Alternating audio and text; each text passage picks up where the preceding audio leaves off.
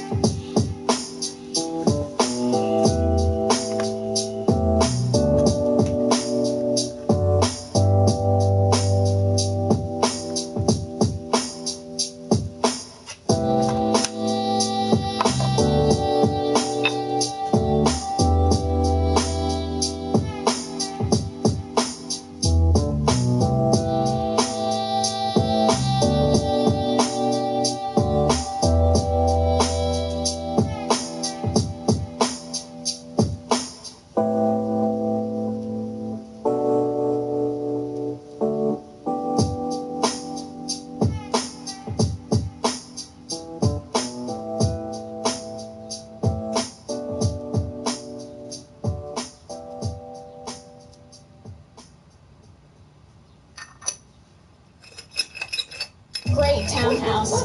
Great neighborhood. Pizza, Pilates, public transit. It's all right.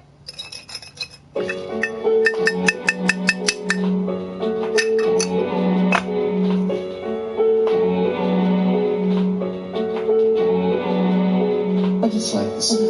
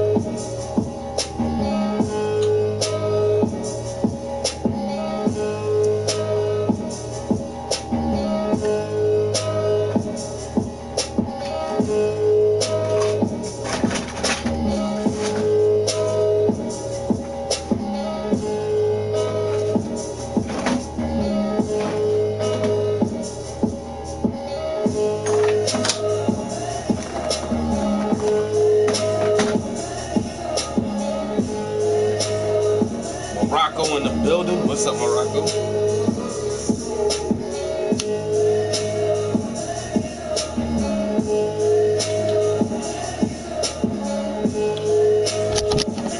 this today. Oh, that piece right there is finished.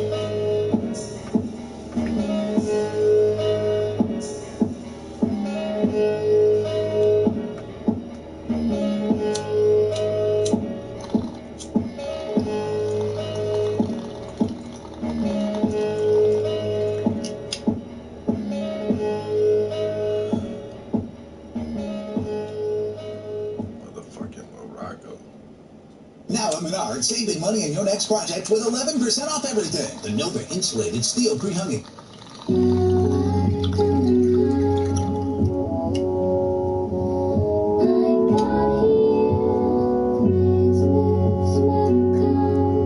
I didn't even know that, yo.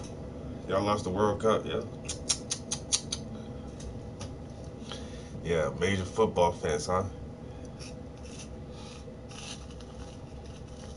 I'm not that big into sports.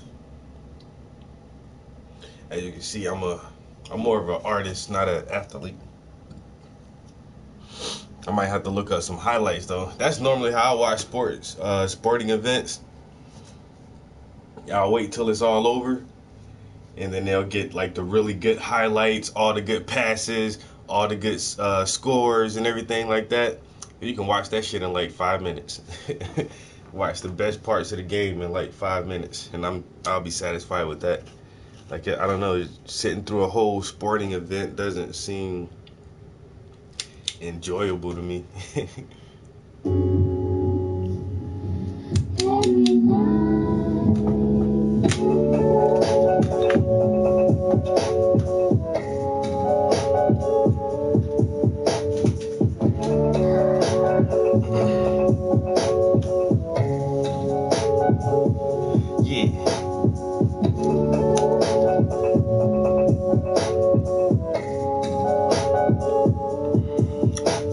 That's what's up, yo. I'm in America, yo. I bet you if you ask the average American where is Morocco, they don't know that shit is in Africa, yo. But some motherfuckers don't know that shit is in Africa, yo. It's crazy as shit, yo. I got a homie from Morocco. It's so funny. Americans are so stupid. Oh, I'm high as hell now. Artist, not an athlete, yeah. I'm an artist, not an athlete, yeah. I'm an artist, not an athlete, yeah. I'd rather paint than run track meets. I'd rather paint than run track meets. I'm an artist, not an athlete. Artist, not an athlete. I'm an artist, not an athlete. I'd rather paint than run track meets. I'd rather paint.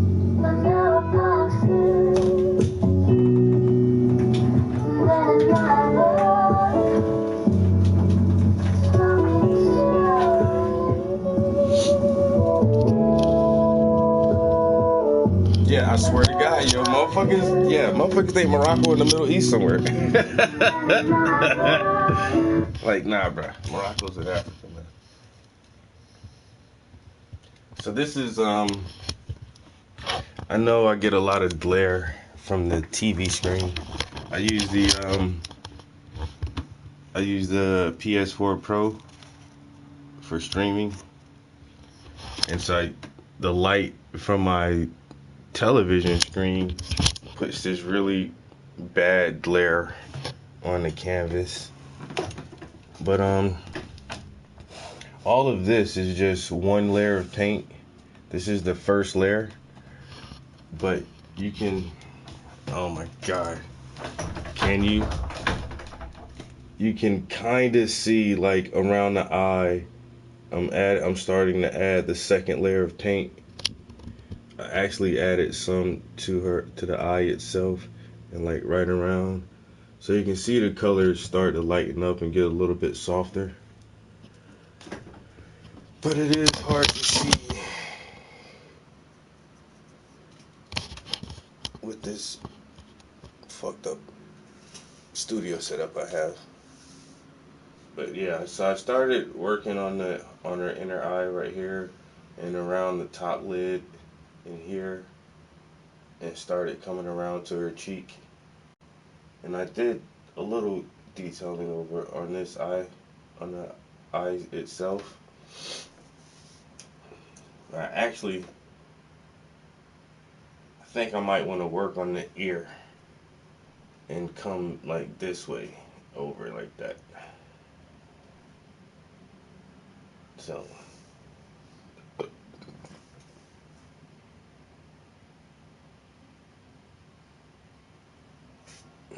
you know how they be.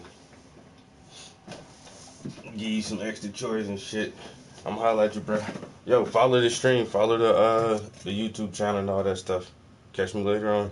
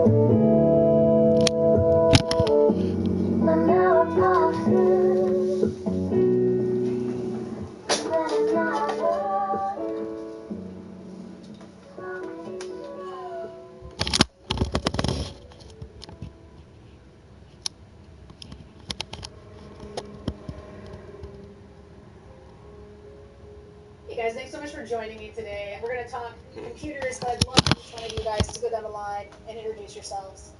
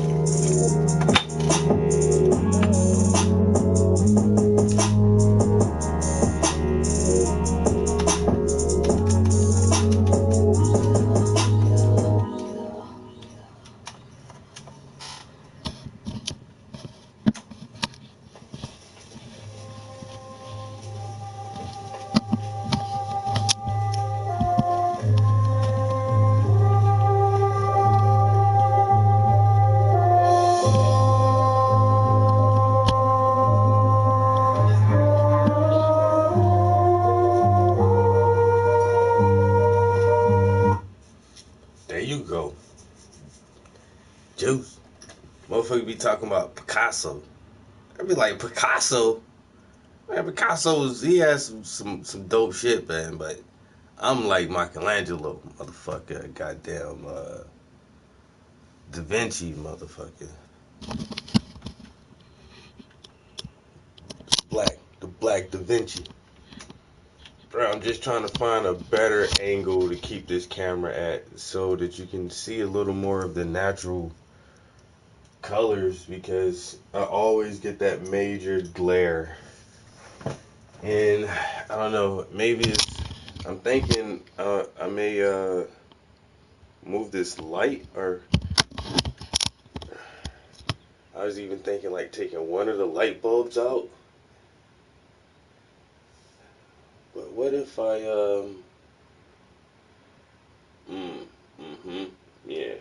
yeah, see, yeah.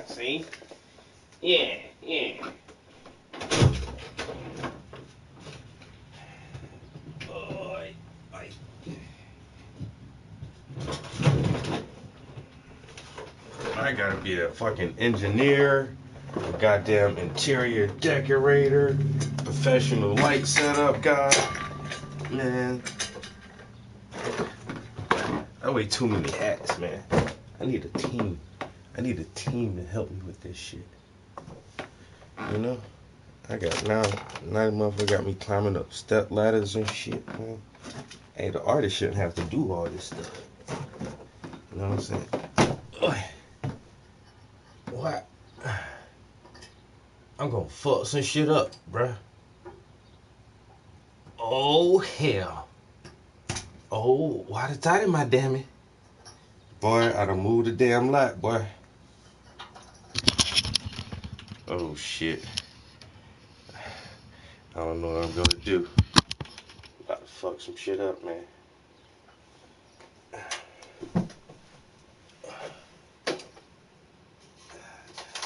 Hypothetically speaking, if the light were here, would I still have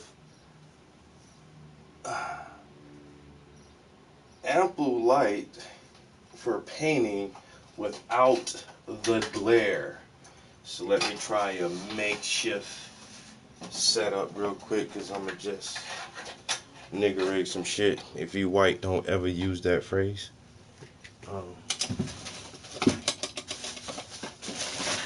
You guys say jerry rig or some shit like that. You know? But don't ever say nigger rig. Nigger rig is actually a compliment. Jerry rigging is actually a compliment. It's taking nothing and making something that is functional and useful to benefit whatever situation you choose to endeavor in. So if you can nigger rig some shit up and it actually works, that means you, sir, are an engineer. They don't want to look at it that deeply, you know, but you just engineered some shit out of nothing. Spare parts and trash most of the time is nigger rigging, jerry rigging. So I'm just try to make a little quick anchor.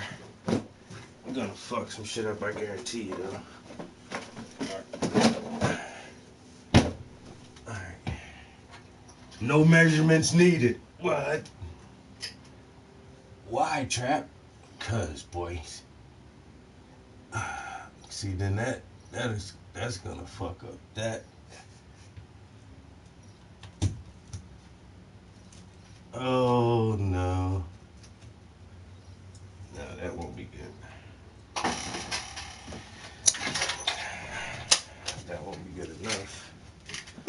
So, I might have to take one of these.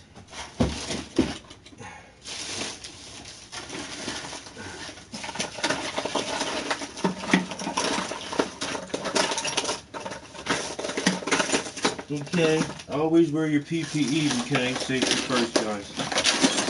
Okay. Don't want anybody getting hurt, okay?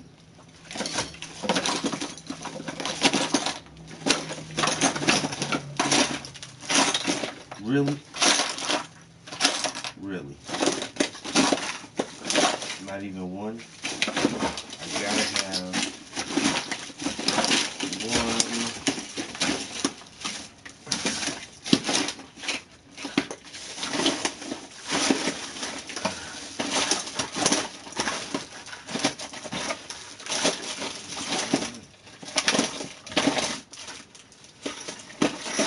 Oh, this is preposterous. This is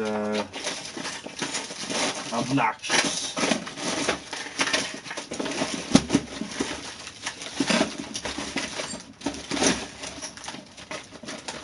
But I found one after all. After long enough looking.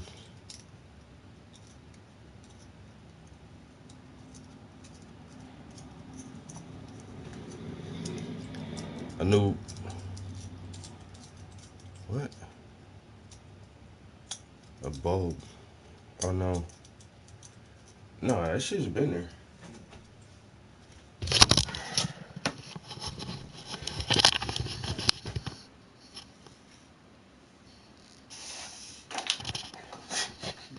That shit's been hanging up here for a long time, dude.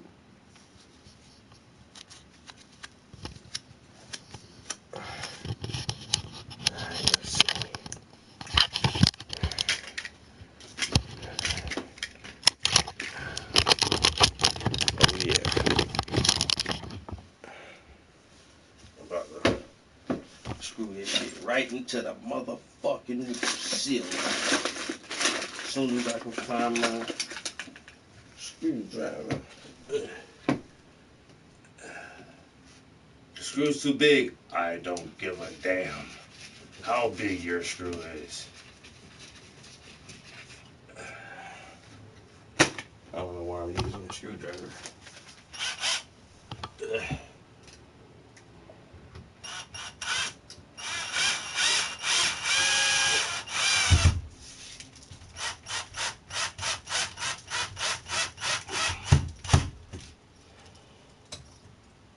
Alright.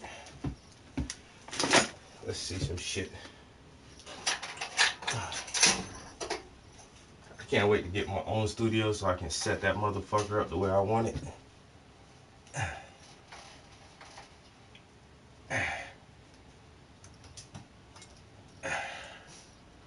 Come now, you little cunt. You will bend to my will.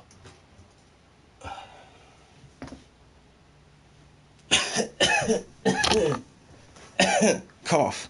Smoke. Dust. Cough. See, but now that light is like over that painting. From that pivot point. It was hanging on that one. But does that reduce the glare? It absolutely does. Haha, you can see the picture more clearly now. But is that still enough light for me to paint without fucking some shit up? It looks bright enough in here. But that light, it's pretty, like it's pretty warm. I don't know if I feel comfortable with that hot ass light shining right on that painting like that for a couple hours at a time.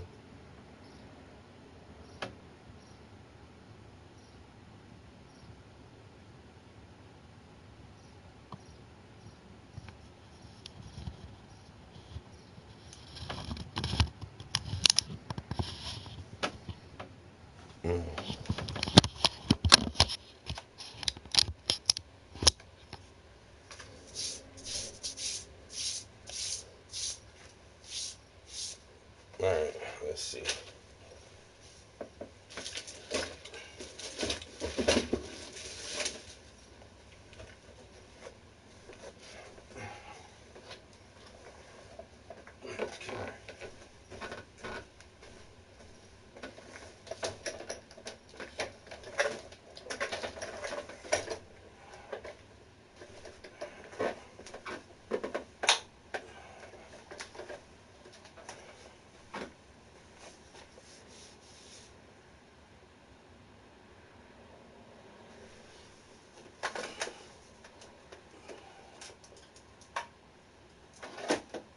powerful bit.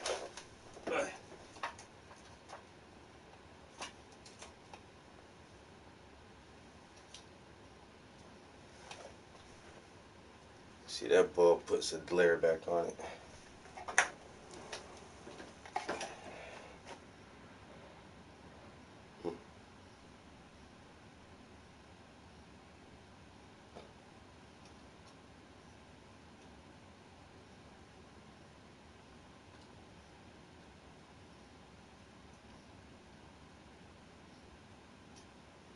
Yeah, that big ass afro looking beautiful, right?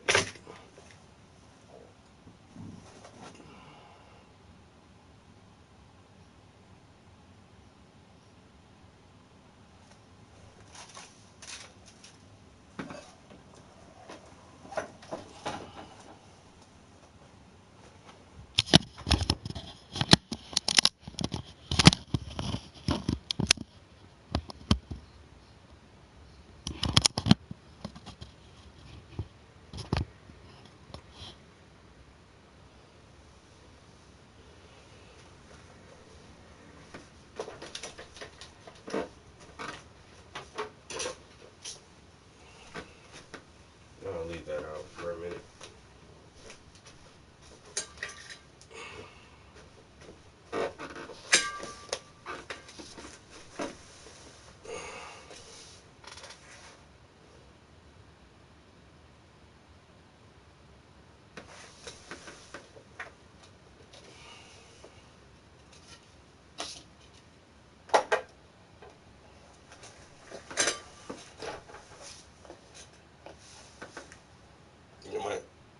I'm like all the way in the way right there.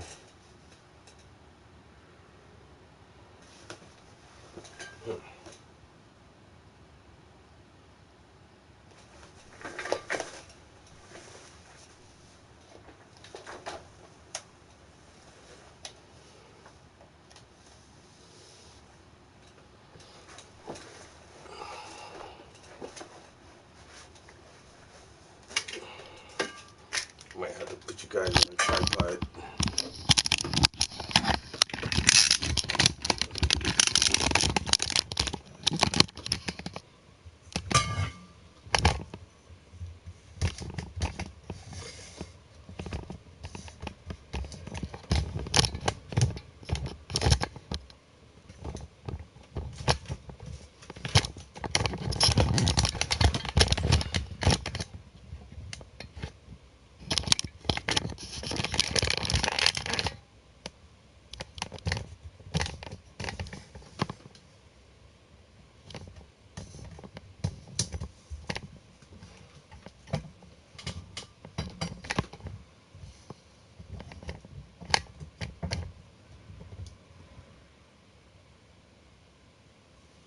So how does that image look to you guys?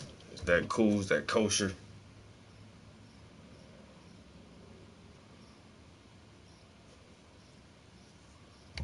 I wish I can get it a little bit further back.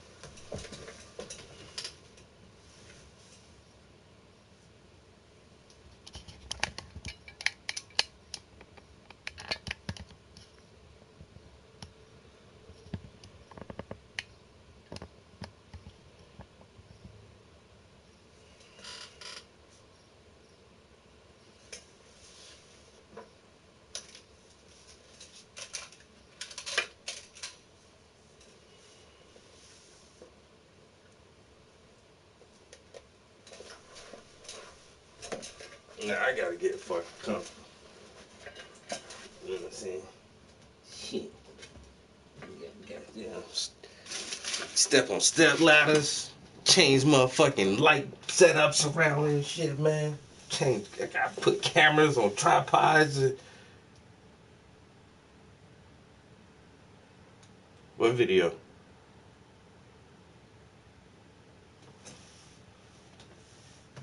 Did I see what video?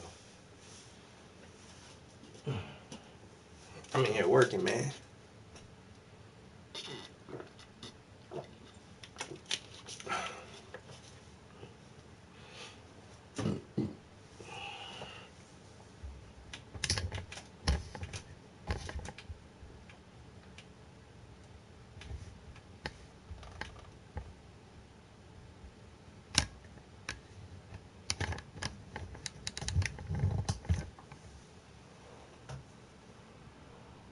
Yo, another bad creation. Good morning. Top of the morning to you, sir. Good day, Governor.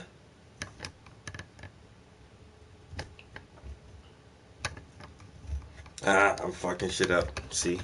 Just leave it alone, Trap. Just stop it. Just stop fucking with the camera. Oh, it's cricket. Wait a minute. One more time. Alright. That's it. I'm not gonna touch it anymore. If you can't deal with it, I apologize, but there would be no refund since the show is free.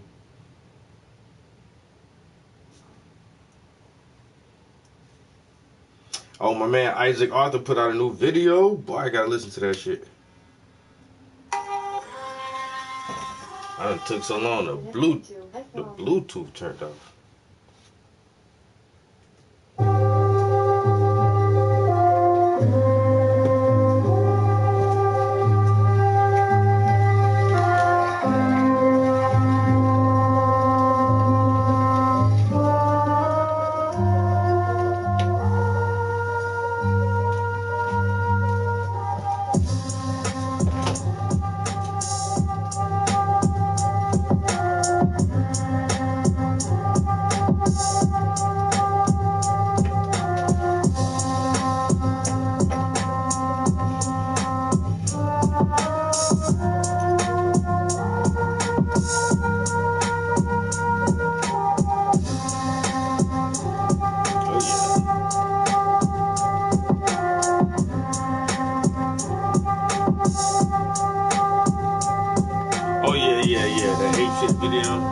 I watched a little bit of that shit, man.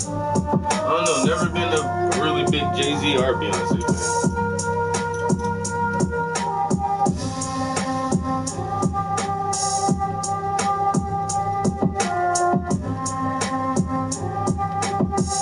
Where the fuck did my...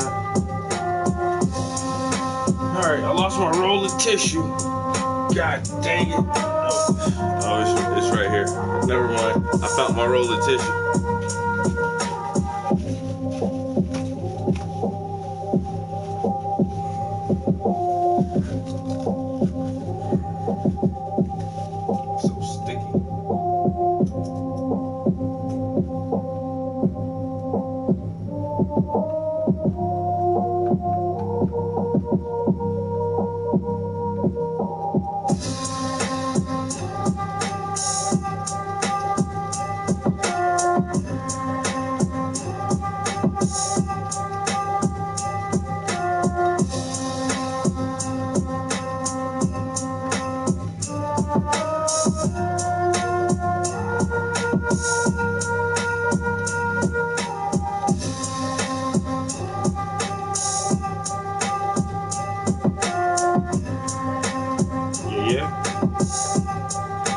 Check it out.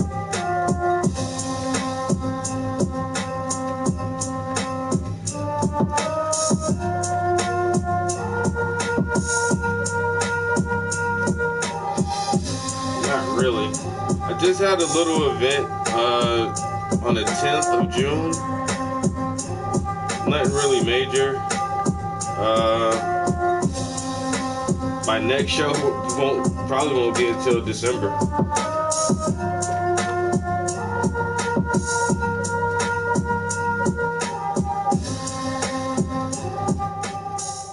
Yeah, probably won't be until December before I actually show in a gallery, like a legit gallery again. And then, like I said, hopefully I'll be able to have a solo show sometime next year.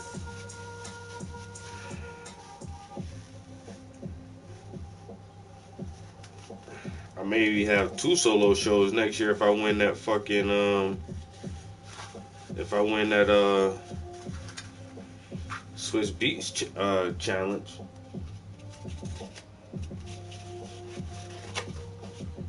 No, Swiss Beats got a contest going on right now.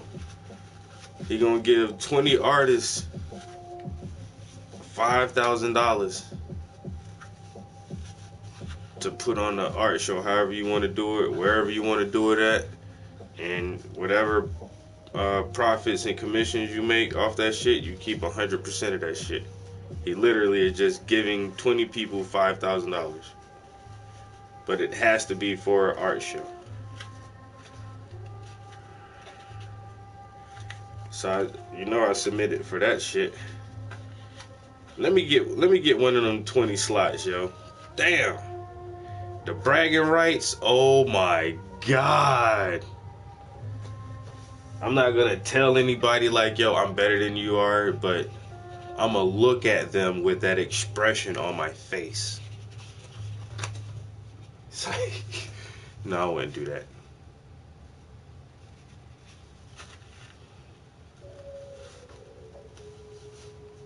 I studied art at university, so what, bitch? Swiss Beats backing me up. You know what I'm saying? Cosign, bitch. Cosign. And he graduated from Harvard, so now.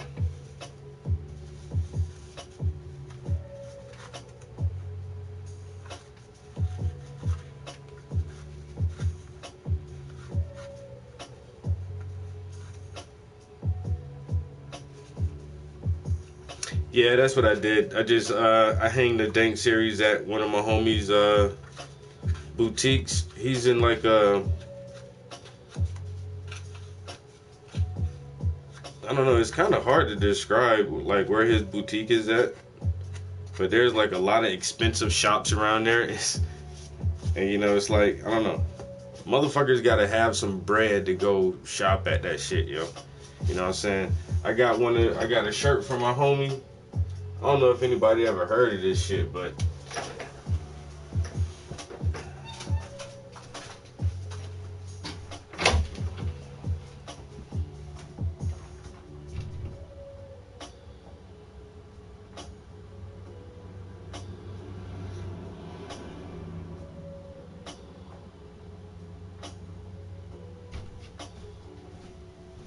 yo, the boutique my homie got, yo, he sells shit like this right here.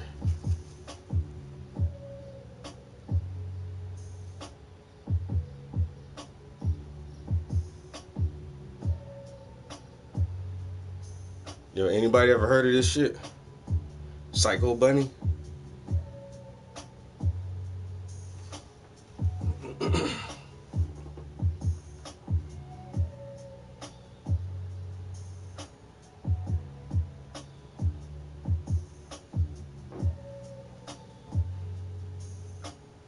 But goddamn, like I said, man, all the shops around there are just like, yo, all the shops like where his boutique is at is like some upscale, expensive ass shit, yo. Like if you know about Psycho Bunny, yo, like what up, yo? Yo, check him out, yo. This shirt right here, how much you think I paid for this? Just a polo shirt. And I mean, nah, I ain't gonna lie, yo. If you can feel this material, yo, this shit is fucking by Robert Godley, New York, established 2005, yo.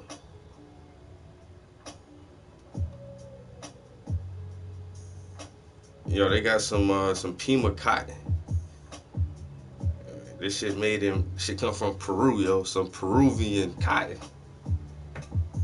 You know what I'm saying? Yo, this shirt right here is $98 for this shirt, yo.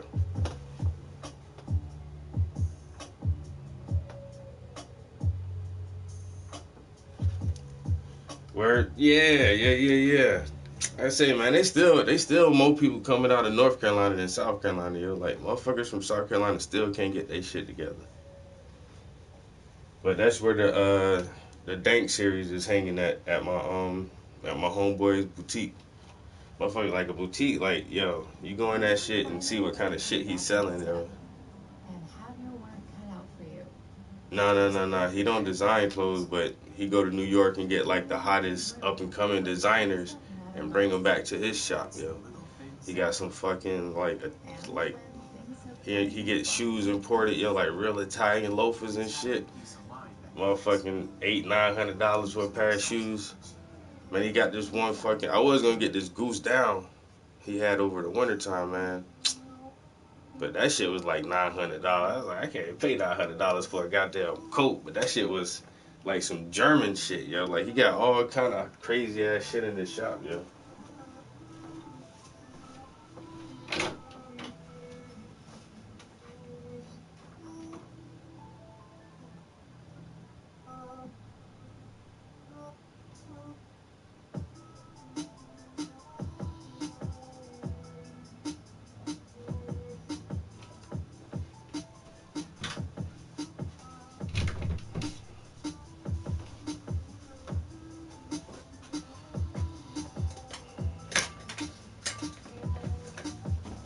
I like that Psycho Bunny shit. He got a hoodie.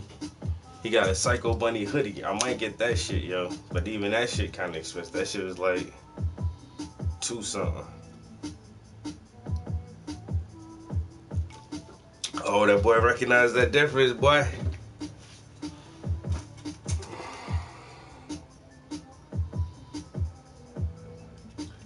I'll be on that body fortress trying to get that protein in there. Yeah, I work out motherfucking shit. I train like 5 days a week now. 5 days a week, at least an hour and a half every morning. Get up. I gained motherfucking gained about 25 pounds in the past 5 months. I've been back training about 6 months. About 5 or 6 months, man, I gained like 25 pounds.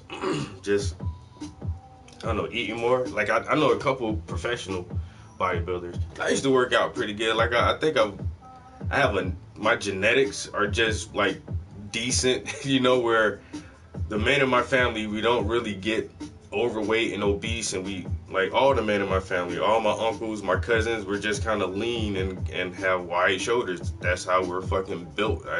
So we got good genes, and I don't know. Like, I've always tried to work out, but I've always been a slim guy too. So, but when I do get back in the gym, it doesn't take long for me to really tone up. But this time I actually just wanted to gain some weight, basically. I've been like 140 my whole fucking life, like since high school. Like, in high school I was like 137. Out of high school, I couldn't get past 145 pounds. That was like my max for a long ass time. But I think now it's the simple fact that I am getting older and my metabolism is slowing down somewhat. So it's it seems like it's a little easier for me to gain weight, but still I use those protein shakes, and I gotta, like I say, the guys I know who do like competitions and stuff, it's like, it's just eat, nigga. You gotta eat like 6 times a day and make sure you eat at least 8 ounces of food every time you eat, and you know, watch your sugar intake and try to pack as many grams of protein in as you can a day. It's 1 gram of protein for every pound that you weigh. So right now I'm at like 165, 170. So I gotta try to eat like 170 grams of protein every day. You know how hard that shit is to eat that much? But most people can't do that shit, man. That's a lot of fucking food, boy. So I drink a shake in the morning, and then I eat. I try to eat all day. And like my snacks, I just changed my snacks around a little bit, more like protein-based snacks, eating more nuts and grains, cereal bars and shit like that.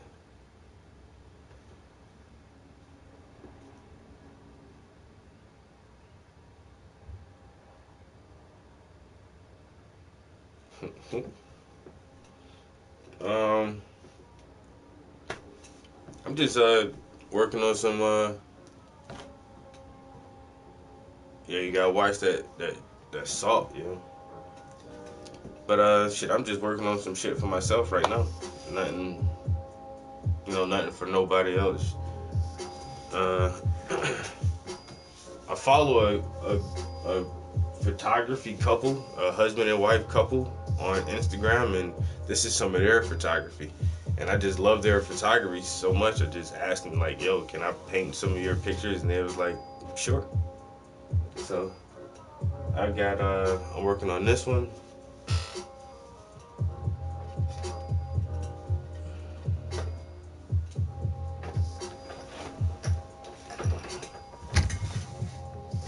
Dang, still can't see it. And there's one back there.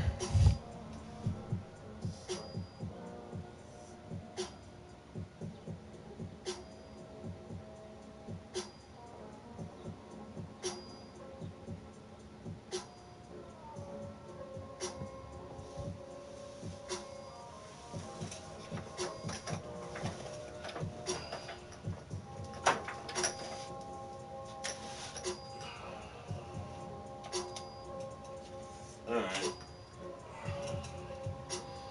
Oh, and there's the glare. Get all this shit to get set up so I don't have that effect. Alright.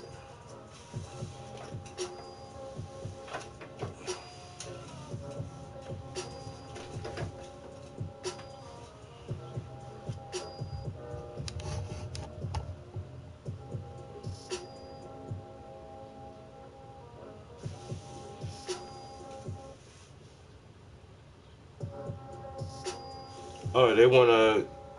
I gotta give them a print. When it's done, they want a print of each one as a trade-off.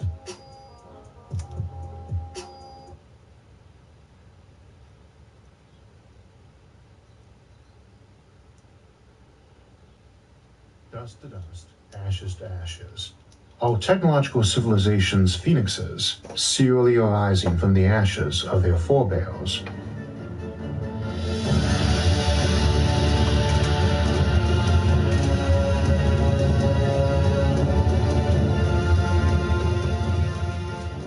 One of the recurring themes we see in humanity's traditions, be it our oldest myths or modern science fiction, is the notion that events tend to repeat themselves. This, of course, has a certain amount of truth to it. The sun rises and the sun goes down. A generation goes and a generation comes. What has been done is what will be done, and there is nothing new under the sun. And we do see empires rise and rise again and fall again, and on and on. And even our term for toppling one, a revolution, originates from that cyclic, revolving process. While each one is unique, we see many parallels and we tend to think all good things must come to an end. It's rather hard to argue that point, and even here, where we often examine ways in which life might go on long after our sun and every other star is gone, we do all inevitably slam into entropy eventually. It's been popular in cosmology too, both now and in the past, that while you can't beat entropy, there may be a grand reset button, some cyclic nature to the universe itself. We'll be discussing that briefly later, but let us begin closer to the here and now. In the past, when an empire collapsed, it wasn't really an earth-shaking event, and there were many other civilizations who kept rolling along, completely unaware of their downfall or existence. So too, in the far future, if we colonize the stars, it's quite possible that mighty civilizations may have come and gone long before most of the galaxy was even aware of their presence. We see something like this in Alastair Reynolds' novel, The House of Suns. Yet at the moment, we do know of every human civilization currently in existence. And when one falls, everybody notices. And indeed it's entirely possible for them to fall in a way that literally shakes the earth. This is one of the categories of Fermi paradox solutions we looked at way back in episode 4, Apocalypse How. That the reason we might not see alien civilizations out there is that they might wipe themselves out before they spread out to the stars. In that episode, we looked at 10 of the more common doomsday scenarios, but one of those was not technically a doomsday at all. Many had flaws, and some, such as artificial intelligence, simply saw humanity replaced by something else even more aggressive and expansionist, making them bad solutions to the Fermi paradox. However, the notion of a cyclic apocalypse, that technological civilizations fall planet-wide and rise back up again only to repeat the fall, is an okay Fermi paradox solution, but obviously not an end, or extinction as such, since the species just keeps running along. However, that running might be a bit like a hamster wheel, since you never really get anywhere, and differs mostly in that when a hamster finishes turning the wheel once, it doesn't get kicked in the face. Cyclic patterns of civilizations are, of course, hardly a new concept, nor is the idea that empires rise and fall. But generally, we do get somewhere. There is plenty new under the sun. We have made vast technological progress no one ever did before, and that progress could all be lost in some global cataclysm, which makes folks wonder if maybe at some point in the past, it already has. We see signs of this in archaeology and paleontology, which let us look back in the past and see many civilizations we never knew existed long before the era we usually call ancient. Yet it simultaneously shows us that this cycle did have a beginning.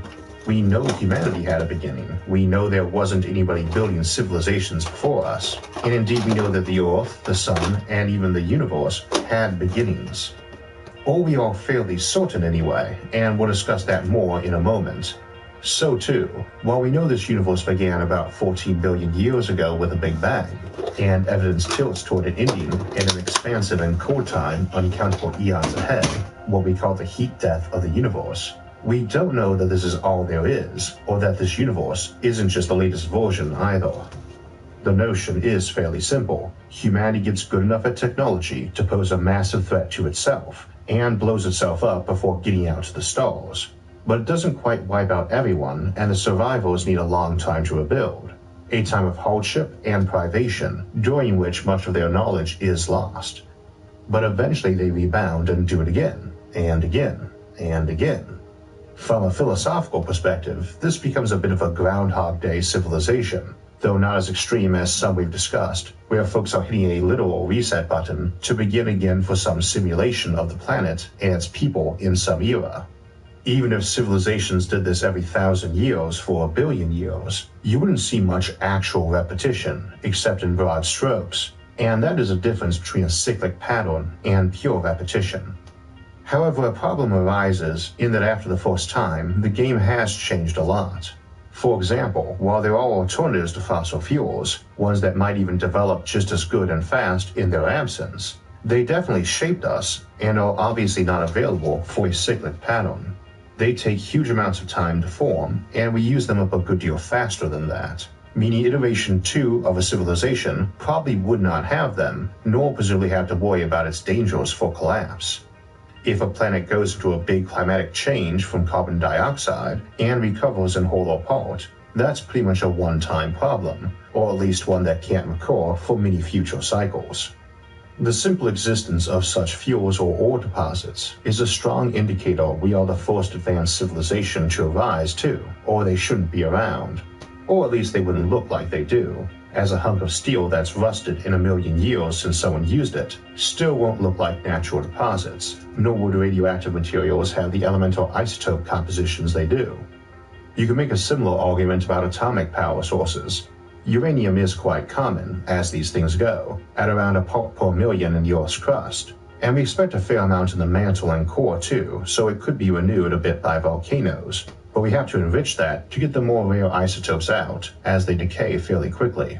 On the other hand, Pareto cycles that take the long-lived isotopes and feed them some particles to turn them into short-lived ones, options available to use with thorium for instance, offer far longer supplies.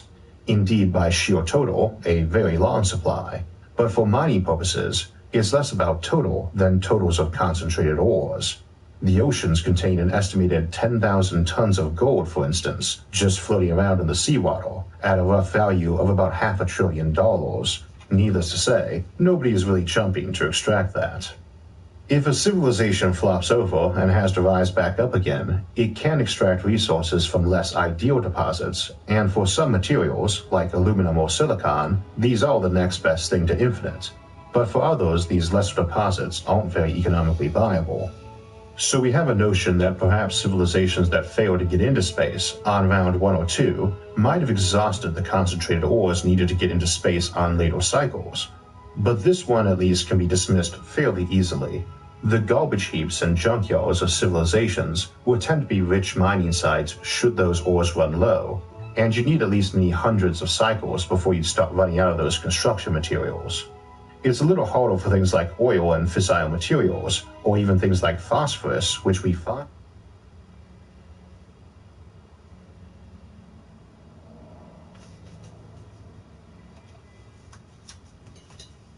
Yo.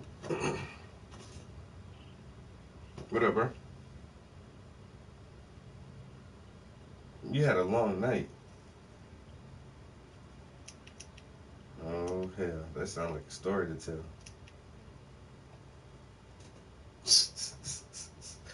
What you doing? Mm-hmm. Painting. All right. This my new job, man. I'll make it work. Huh?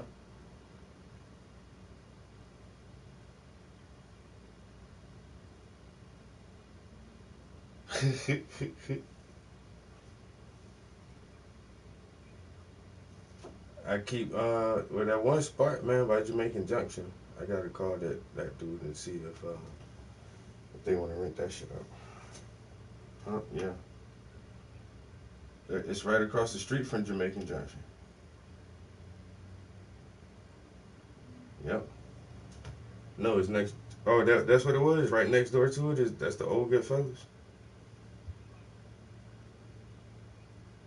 It's right next to Goodfellas. It's like a little abandoned building right next to Goodfellas.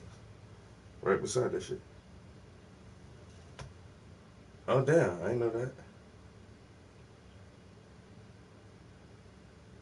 And just move the shit next door.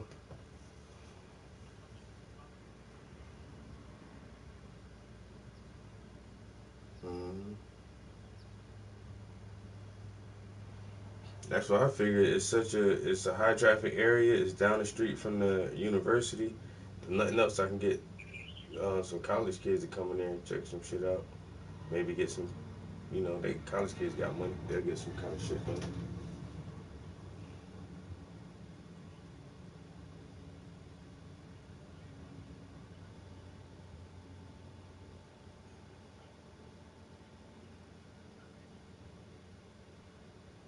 Yeah, I mean that shit anywhere. I mean that's anywhere in this, the Tri-County area is the same fucking crowd. Like, motherfuckers not that in the art at all.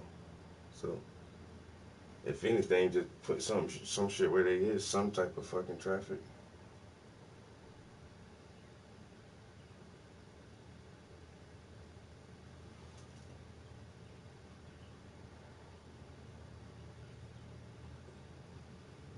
Mm, yeah,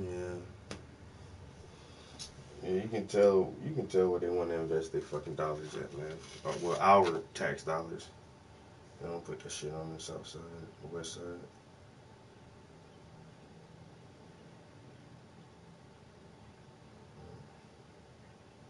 I seen that. The fucking clouds is like every day. The shit is just cloudy as shit, yo. I might have to, huh? Yeah, that's that. Keep a nigga in the house.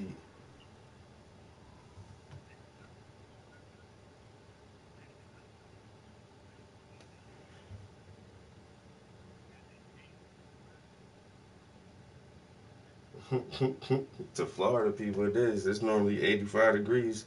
Today, 70 chill. Damn. Yeah, that Florida heat ain't nothing to play with.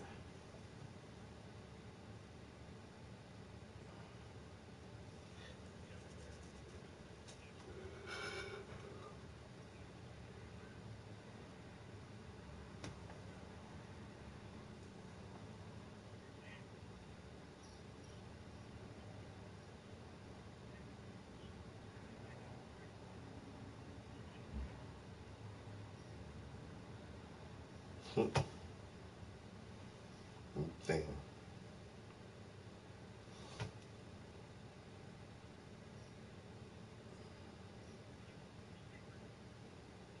The little girl with the big afro.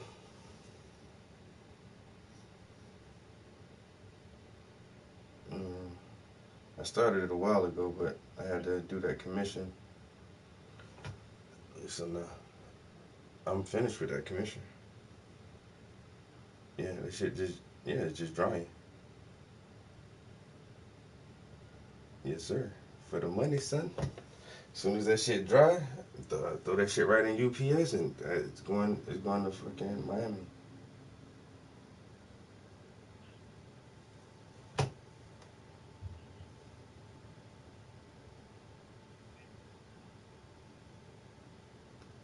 What happened?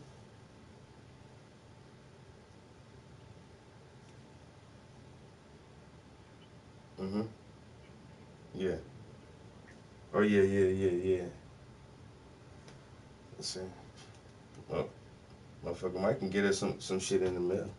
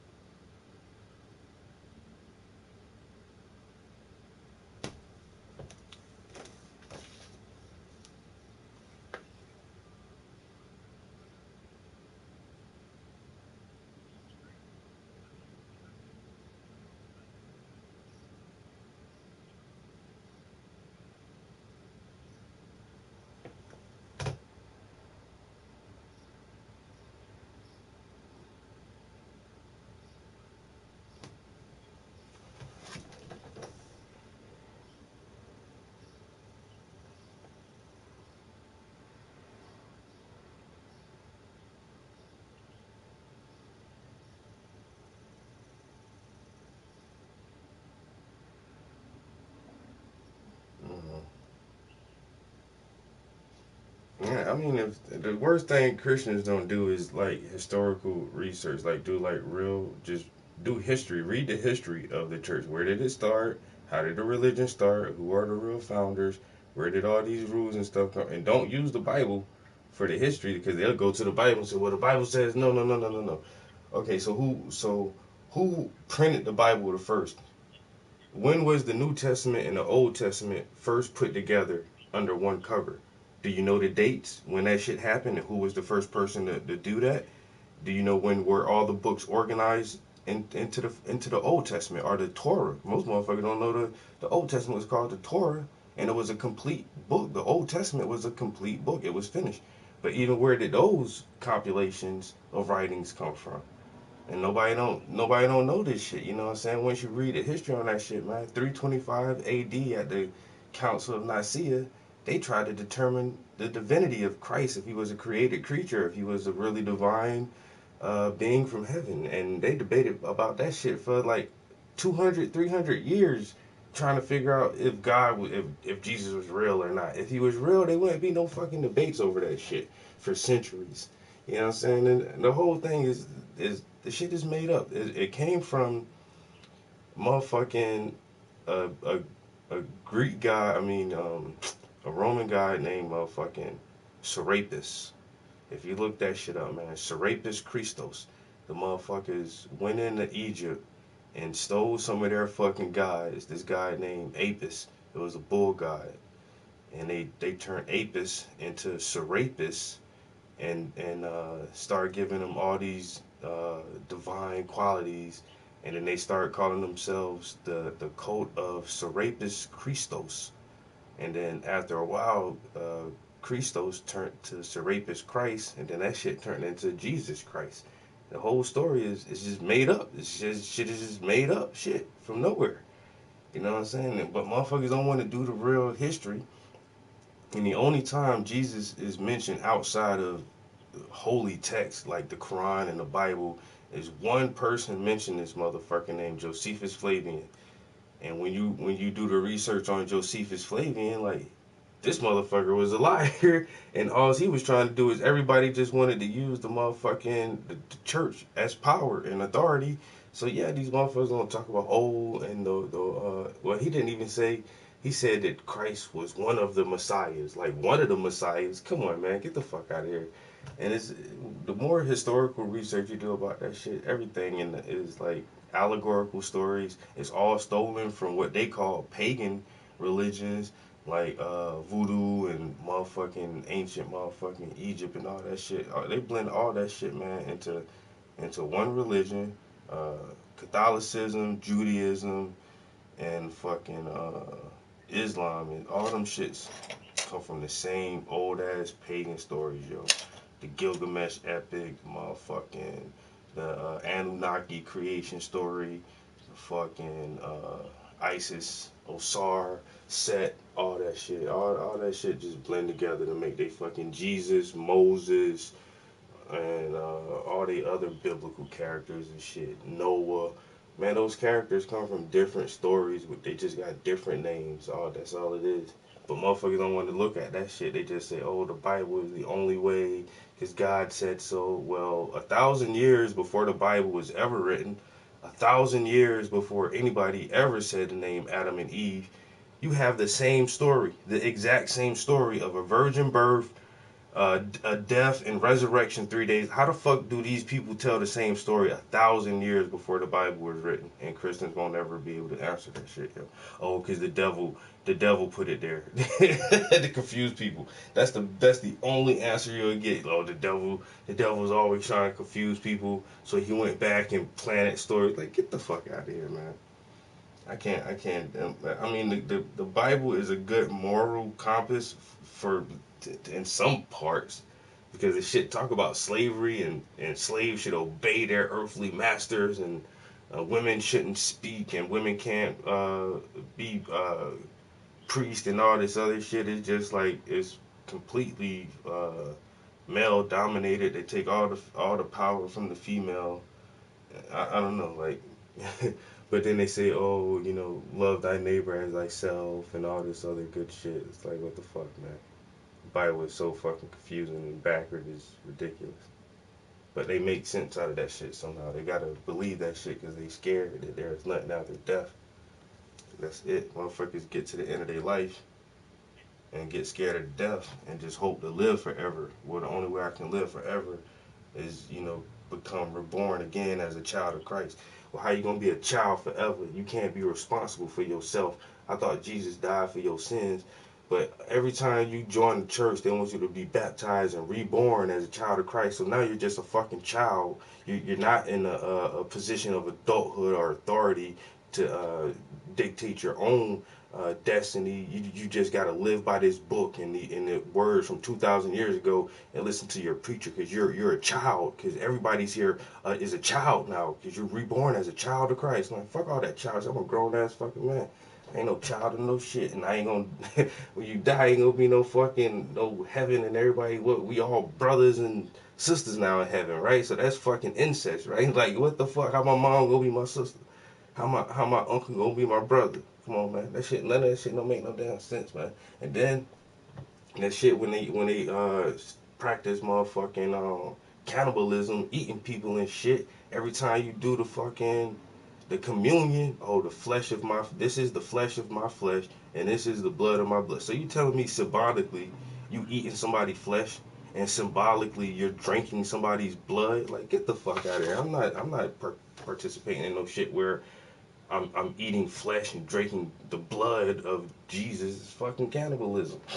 And there's so many pagan shit like that inside their religion that they don't even understand that shit. They look at the Last Supper and see this picture of the Last Supper with Jesus and all that. Couldn't even tell you who painted that motherfucker. Where did that shit come from? Who painted it? Do you know anything about the artist who did that shit? Because he put his own messages and symbols into that fucking painting. But nobody don't want to do history on that shit. That shit is crazy, bro.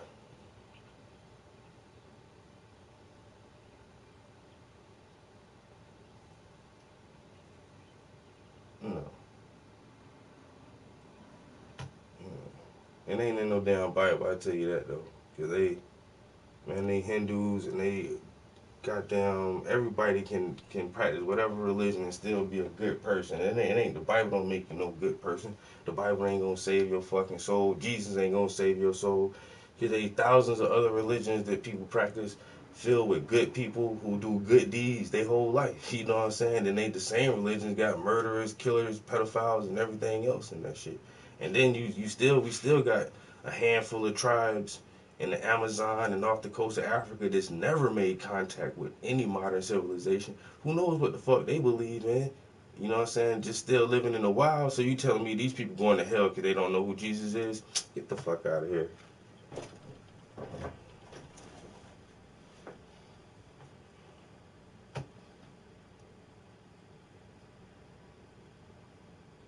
No. No, it's just Christianity is the dominant religion because it's the European religion. Motherfucking European dominate the world, so they gonna bring their language. That's why most of the world speaks English, or at least it speaks English as a second language, and that's why most of the world is fucking Christian, or Catholic, or anything one of the Abrahamic faiths. The motherfuckers talk about Jesus Christ and Abraham and motherfucker. That's all the same religion. The Catholics do that shit. The Christians do that shit. And the motherfucking Islam talk about Jesus and all that. All this shit the same exact shit, man.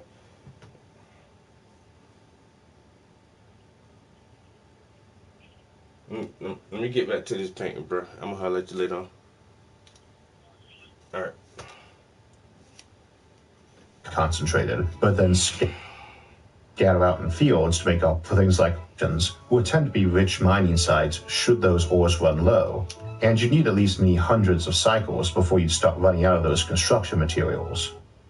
Biological civilizations fall planet-wide and rise back up again only to repeat the fall is an okay Fermi paradox solution, but obviously not an end or extinction as such, since the species just keeps running along.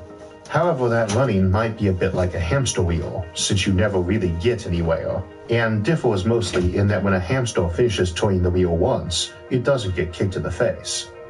Cyclic patterns to civilizations are, of course, hardly a new concept, nor is the idea that empires rise and fall, but generally we do get somewhere. There is plenty new under the sun. We have made vast technological progress no one ever did before, and that progress could all be lost in some global cataclysm, which makes folks wonder if maybe at some point in the past it already has. We see signs of this in archaeology and paleontology, which let us look back in the past and see many civilizations we never knew existed long before the era we usually call ancient. Yet it simultaneously shows us that this cycle did have a beginning. We know humanity had a beginning. We know there wasn't anybody building civilizations before us. And indeed we know that the Earth, the Sun, and even the universe had beginnings. Yeah. Or we are fairly certain anyway, and we'll discuss that more in a moment. I mean, you answered the question. You just answered your own question. Can paintings last for a lifetime like the Mona Lisa? Yes, because the Mona Lisa has lasted several lifetimes. So, yeah, paintings can last because the Mona Lisa is one of the very well-known examples. It all depends on your pigments, your oils, your pigments, the quality of your paint, and what are you painting it on. Shit, Mona Lisa was painted like 500 years ago. You know what I'm saying? That shit painted on a piece of wood. So you can still see it today. Because the motherfucker used good pigments and good oils. And it lasted for several lifetimes.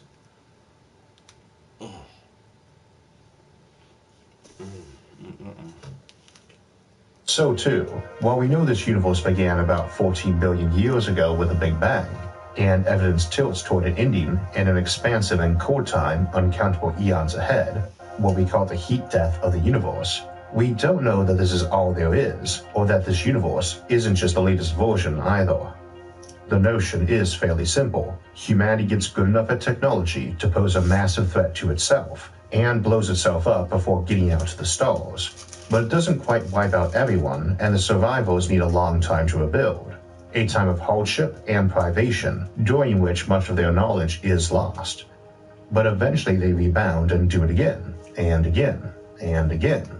From a philosophical perspective, this becomes a bit of a Groundhog Day civilization, though not as extreme as some we've discussed, where folks are hitting a literal reset button to begin again for some simulation of the planet and its people in some era. Even if civilizations did this every 1,000 years for 1 billion years, you wouldn't see much actual repetition, except in broad strokes, and that is a difference between a cyclic pattern and pure repetition. However, a problem arises in that after the first time, the game has changed a lot.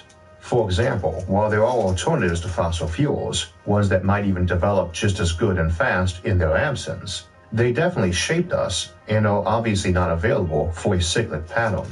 They take huge amounts of time to form, and we use them up a good deal faster than that, meaning iteration 2 of a civilization probably would not have them, nor presumably have to worry about its dangers for collapse. If a planet goes into a big climatic change from carbon dioxide and recovers in whole or part, that's pretty much a one-time problem, or at least one that can't recur for many future cycles. The simple existence of such fuels or ore deposits is a strong indicator we are the first advanced civilization to arise too, or they shouldn't be around. Or at least they wouldn't look like they do, as a hunk of steel that's rusted in 1 million years since someone used it still won't look like natural deposits, nor would radioactive materials have the elemental isotope compositions they do. You can make a similar argument about atomic power sources. Uranium is quite common, as these things go, at around a part per million in the Earth's crust, and we expect a fair amount in the mantle and core too, so it could be renewed a bit by volcanoes. But we have to enrich that to get the more rare isotopes out, as they decay fairly quickly. On the other hand, Pareto cycles that take the long-lived isotopes and feed them some particles to turn them into short-lived ones, options available to use with thorium for instance, offer far longer supplies. Indeed, by sheer total, a very long supply. But for mining purposes, it's less about total than totals of concentrated ores. The oceans contain an estimated 10,000 tons of gold, for instance, just floating around in the seawater, at a rough value of about $500 billion. Needless to say, nobody is really jumping to extract that. If a civilization flops over and has to rise back up again, it can extract resources from less ideal deposits, and for some materials, like aluminum or silicon, these are the next best thing to infinite. But for others, these lesser deposits aren't very economically viable. So we have a notion that perhaps civilizations that fail to get into space on round 1 or 2 might have exhausted the concentrated ores needed to get into space on later cycles. But this one at least can be dismissed fairly easily. The garbage heaps and junkyards of civilizations would tend to be rich mining sites should those ores run low, and you need at least many hundreds of cycles before you'd start running out of those construction materials. It's a little harder for things like oil and fissile materials, or even things like phosphorus, which we find concentrated, but then scatter out in fields to make our crops grow better. Concerns about peak oil have been around for a while, ditto fissile materials, but peak phosphorus has been getting more attention in more recent years, and more so quite recently, as we found that its production method in dying stars wasn't quite as we thought, and might make it far more rare than previously expected. We'll come back to this in a moment, but I wanted to return to how we know nowadays that we are the first civilization that I mentioned earlier. Simply finding bones of dumber creatures in the past doesn't prove there weren't smarter beings whose skeletons we haven't found. However, these days, our fossil record is a lot bigger than it was a century back, or even a few decades ago, and there's fewer missing links or room for undiscovered large species. That said, we still only have a few thousand good dinosaur skeletons, ones complete enough for us to be able to get a solid look at the specific critter, and it is a family of critters that was around for almost 200 million years. The fossil spread isn't particularly even, but that implies for any given million-year period, we've only got around a dozen good fossil skeletons. And if you were just sampling primate skeletons for the last million years and only had a dozen of them, you could miss Homo sapiens easily enough. Of course, you probably would not. There have been way more of us than the other primates in recent years, exactly because of our technology. And we tend to intentionally fossilize ourselves via burial. If we all died tomorrow and raccoons emerged as a civilization in 10 million years, they'd be almost guaranteed to come across a cemetery and suddenly have a fossil record just from one site, vastly larger than our entire dinosaur collection. More to the point, we didn't emerge in a vacuum, and even the dumber of our primate cousins has a skull that strongly indicates pretty high intelligence. Dinosaurs were hardly stupid, and indeed some species had fairly large brains as these things go. Nor is sheer brain value alone much of an indicator, but proportion is a better one, and even sperm whales, who have the biggest by sheer mass, are only about 5 times heavier than yours or mine, while the body of a typical sperm whale outmasses us almost 1,000 to 1, and a lot of that brain mass is devoted to running systems that do rise with size. Proportion isn't ideal either though, as the shrew has the highest body-to-brain ratio, and while hardly idiots, they're obviously not as smart as chimps or dolphins or elephants, the latter two of which also have bigger brains than humans. Similarly, crows and ravens are fairly smart, but they have rather tiny brains, and cephalopods, like the squid, have rather bizarre brains that are hard to quantify. Indeed, we found a colossal squid some years back with a donut-shaped brain. So while it would seem unlikely we've missed smart dinosaurs, not finding the bodies of any who were part of some hypothetical advanced reptilian species, or even those ancestors who preceded them with larger brains, we can't rule that out just from looking at fossilized skulls. It's hard enough to determine intelligence in living creatures, let alone one dead so long that their bones are actually gone and replaced by mineral deposits. And of course, squid don't even have bones and tend not to leave many good fossils. We can look at the cemetery though. We have them, and we've been burying people for a long time, and often with their assorted prized junk. Of course, we've burned them a lot too, and while modern cremation incinerates even the bones to ash, early ones at lower temperatures usually tend to get the job done fairly effectively too, for the purpose of making them rather hard to identify. Every civilization is going to have a process for dealing with dead bodies, be it burial, cremation, or even cannibalism, as you can't just leave those lying around where they died, even if your culture regards corpses as irrelevant inconveniences. But those methods don't necessarily leave much, even in their primitive forms, that would help us identify them. So we cannot rule out ancient precursor civilizations like dinosaurs just from this either. Though it does let us rule out previous human ones, since we have tons of corpses we did bury sporting plenty of low-tech stuff. And it would be unlikely that those existed alongside high-tech human civilizations that coincidentally engaged in universal cremation. However, as mentioned, if you did find a cemetery, you know you've struck gold on a civilization, and not just from the many bodies in concentrated form, but everything that accompanies that. Even if they aren't buried with overt signs of technology on them, everything about such a place screams they did have technology. You've got the remnant fibers of clothing, which could include synthetic materials and metal buttons or zippers. You've got the box itself, which is pretty artificial in design. And most of these things are built with endurance against decay in mind too. And you've got the simple plots themselves. People don't die in neat, orderly rows 6 foot underground at a depth which would be confusing in terms of sediment layer dating. And those are the two big ones. Civilizations may leave a lot of junk around, but we also leave it in patterns that will stick out like sore thumbs. Whether or not they dispose of their dead in an enduring way, even our fields look obviously artificial from orbit.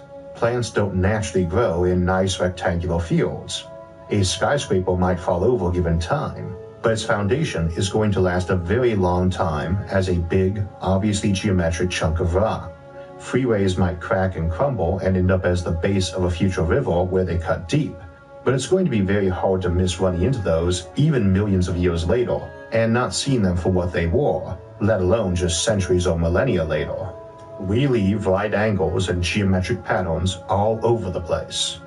Add to all that, we can see anomalies in sediment layers and more so in ice cores, And same as you can spot a big volcano or asteroid strike in those, we should have left a pretty big footprint on those if we ended tomorrow, even discounting that ending, which might leave tons of nuclear fallout in those geological layers. So we know if we want the force to be doing high technology on this planet, and indeed we leave a footprint off planet too. Stuff left alone in the higher orbits or on the moon can last a very long time and be noticeable, and our footprint in that extraterrestrial theater should only grow the longer we last, and in some fairly predictable ways. There's only one geostationary band around this planet. It is very useful, and its graveyard orbits are the obvious place to push decommissioned satellites. Similarly, the moon is a big place, and dust could cover over things to make them hard to see over enough time, but they're all craters where a technological species would be almost guaranteed to visit or build at. Down on Earth, rivers and coasts can change even on fairly short time spans, but the highest peak on the planet isn't going to change much, and you'd be able to visit a place like that expecting to find signs of someone climbing it for the prestige, and that's a fairly small place to hunt for signs of prior expeditions, ditto the North or South Pole. This is only in the long term again too. You would have to be blind and idiotic to miss signs of prior human civilizations anytime in the next million years from any doomsday scenario that would leave any survivors, short of a bizarre gray goo scenario that just happened to have safeguards against eating people or maybe living organisms, like a terraforming design, wrecking all our tech down to the bedrock so only us and our memories survived. And that would certainly leave a peculiar geological layer behind, and you'd kind of expect the survivors to make sure they recorded that event. So it's easy to lose lots of history, but pretty hard to wipe out the whole picture. Of course, someone has to be the first in a given cycle. And as we said earlier, after the first couple, there would be some key materials that were pretty much gone. There's still a lot of coal and oil left over, but we obviously have grabbed virtually all the ones that were easiest to spot and use. Here's the problem though. A collapsing civilization and those who live in its ruins are not an actual repetition of prior civilizations. You might need to be a genius to invent an internal combustion engine, but it's a very different story when millions of them are lying around rusting everywhere, and you've got memories and records of how they worked and what they were for. So you don't get civilizations falling back to hunter-gatherer level of technology, even if you've fallen back to those population densities.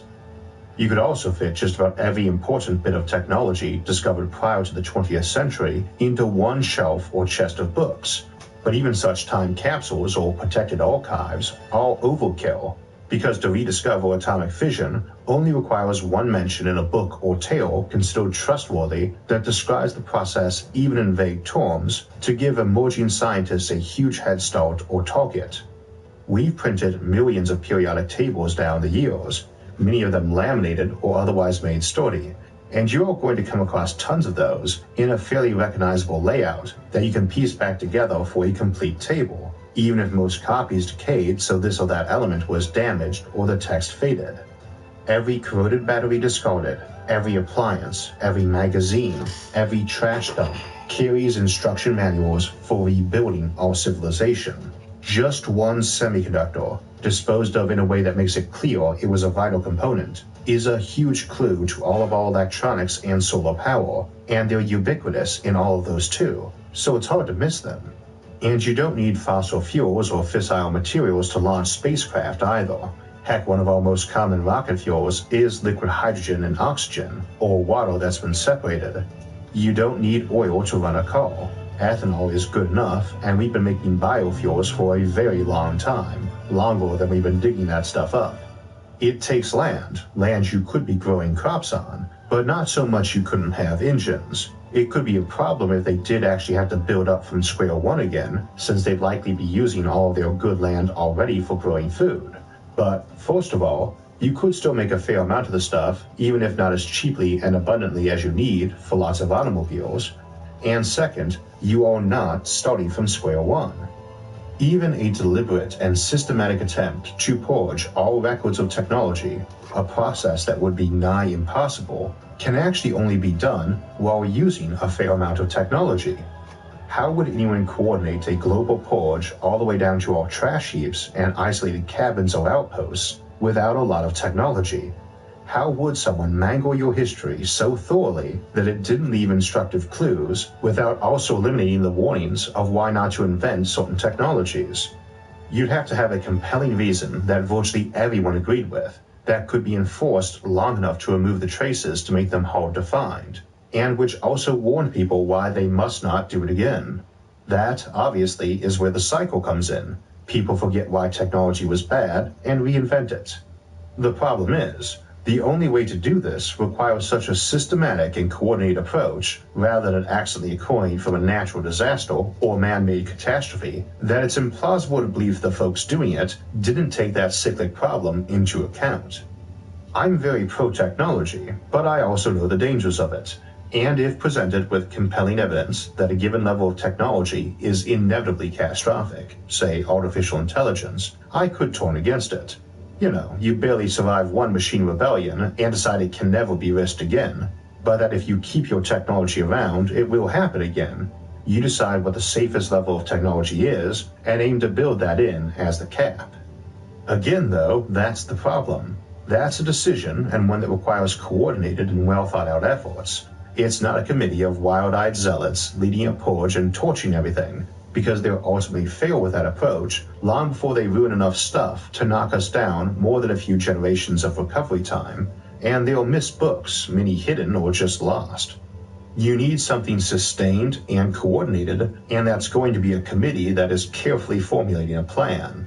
They may even keep doing research in order to create things which end roads of inquiry, genetically engineering a plant that can be eaten to cure cancer, or act as birth control, or be ground up and distilled and stuck between glasses to act as a solar panel, or an algae that makes for a great and easy biofuel.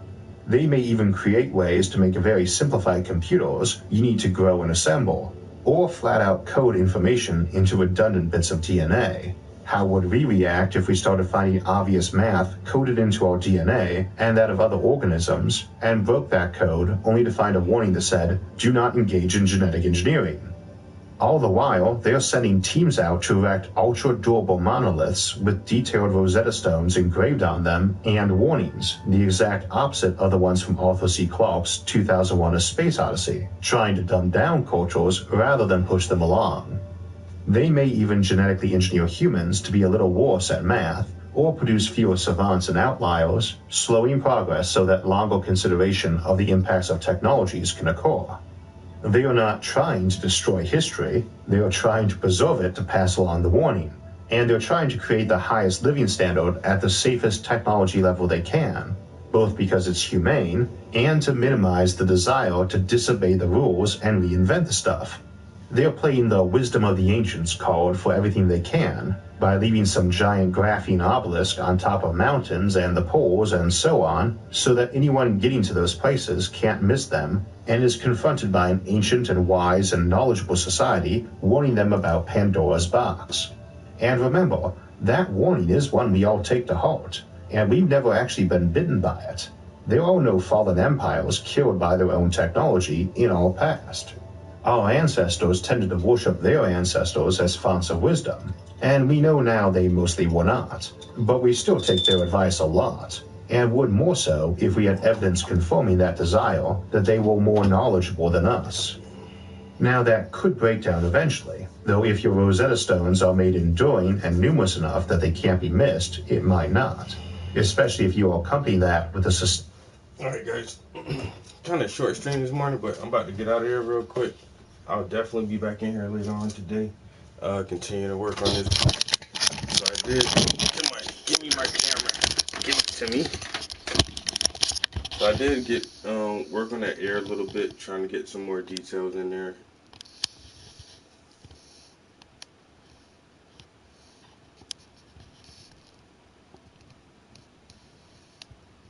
So when I come back this afternoon, I'll focus on her face a little bit more. But I'll see you guys then. Peace.